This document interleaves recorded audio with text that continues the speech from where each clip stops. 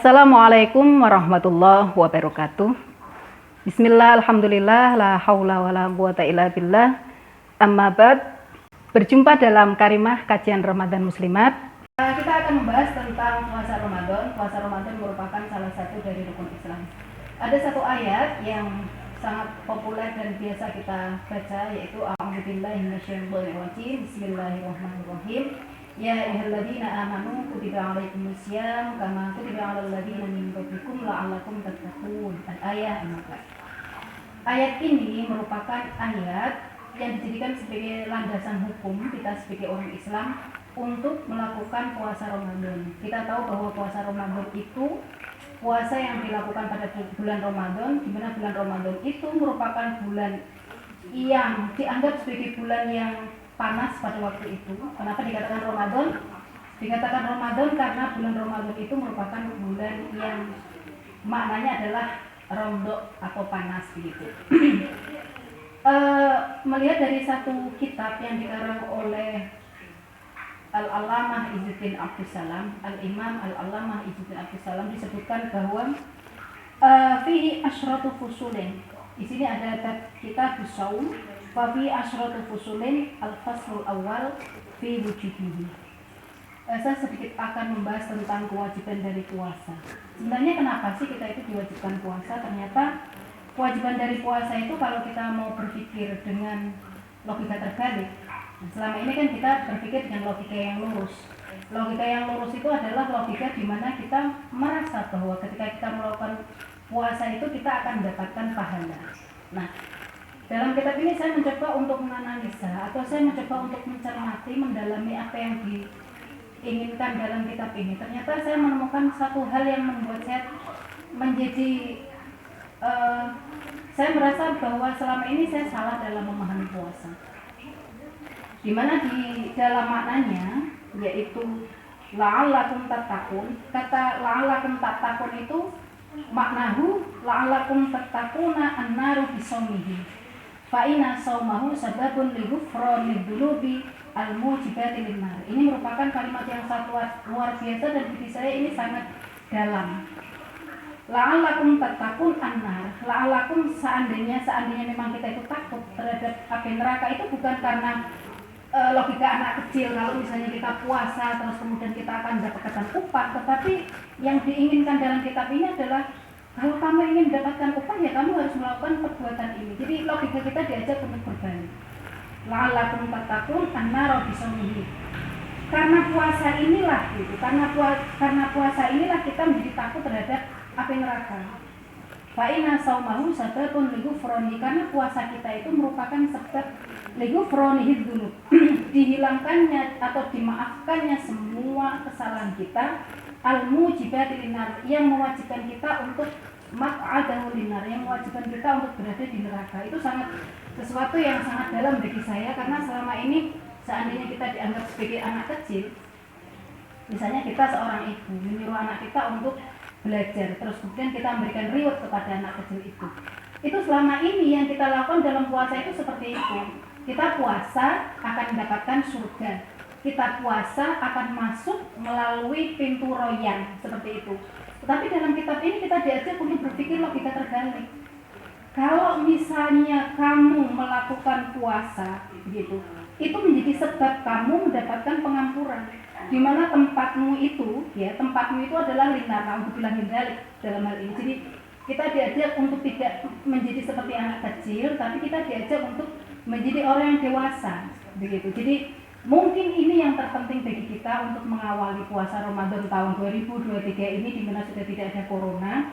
Kita bisa berpikir dewasa bahwa la'allakum tattaqun, ketika kita puasa seharusnya kita menjadi orang yang bertakwa. Itu bukan takwa karena kita nanti akan mendapatkan upah berupa surga, karena kita akan mendapatkan upah masuk surga dari pintu royan, tetapi kita balik logikanya bahwa sudah selayaknya kita melakukan puasa itu, karena puasa itu justru bisa menghapus semua dosa-dosa kita, di mana dosa-dosa itu merupakan penyebab dari kita itu berada di neraka.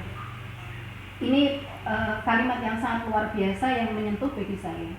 Kemudian yang kedua yang dibahas oleh Imam Al-Izzuddin Abdus Salam tentang fadhailihi. Ada beberapa fadilah yang berkaitan dengan puasa Ramadan. Lisaumi fawaidu, puasa itu ada beberapa faedah. Faedahnya luar biasa banyak. Yang pertama adalah raf'ud darajat, mengangkat derajat. Jadi seseorang itu kalau misalnya mungkin banyak ya melakukan puasa, itu bisa terangkat derajatnya. Walaupun kalimat ini bisa debatable karena tidak semua orang yang puasa mungkin menjadi terangkat derajatnya dari segi duniawi. Karena kita sebagai manusia biasa tentu melihatnya adalah terangkat derajat seseorang itu terlihat dari segi duniawi, bukan dari segi ukhrawi. Dan ukhrawi itu tentu tidak bisa dilihat oleh kasat mata. Tentu kita sebagai manusia yang kita lihat adalah ketika raf'ud darajat adalah raf'ud darajat fit dunya la fil akhirah. Tetapi yang diinginkan dalam kitab ini lisaumi fawaidun itu raf'ud darajat tentu bukan hanya derajat duniawi yang kita lihat, tapi juga derajat ukhrawi. Kemudian yang tidak kalah penting ini yang mungkin bisa saya anggap sebagai pembahasan yang terakhir, karena fawaidus shaum itu ada banyak. Begitu. Ada 7, saya sebutkan 1.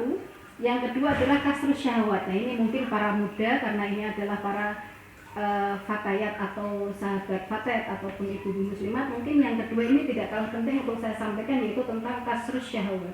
Kasrus syahwat itu kita seolah-olah dengan puasa itu, kasrus syahwat itu memecah semua syahwat kita, syahwat apapun itu. Jadi dalam hal berbicara tentang syahwat, bukan hanya syahwat lelaki terhadap perempuan atau sebaliknya, tapi syahwat apapun, syahwat kita terhadap dunia, begitu, yang menyebabkan kita menjadi lupa terhadap akhirat, itu juga sesuatu yang mungkin perlu kita pecahkan dengan berpuasa.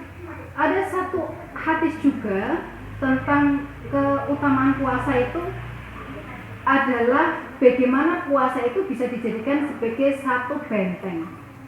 Apabila ada seorang pemuda begitu ya, dia belum mendapatkan jodoh misalnya, fasaumu fa'innahu lahu wija, maka puasalah, karena dengan puasa itu fa'innahu lahu wija itu bisa dijadikan sebagai salah satu benteng. Nah itu kasrus syahwat dari syahwat laki-laki terhadap perempuan atau perempuan terhadap laki-laki. Tetapi kasrus syahwat ini juga bisa saja menyentuh ranah ukhrawi kita dalam hal beribadah, begitu.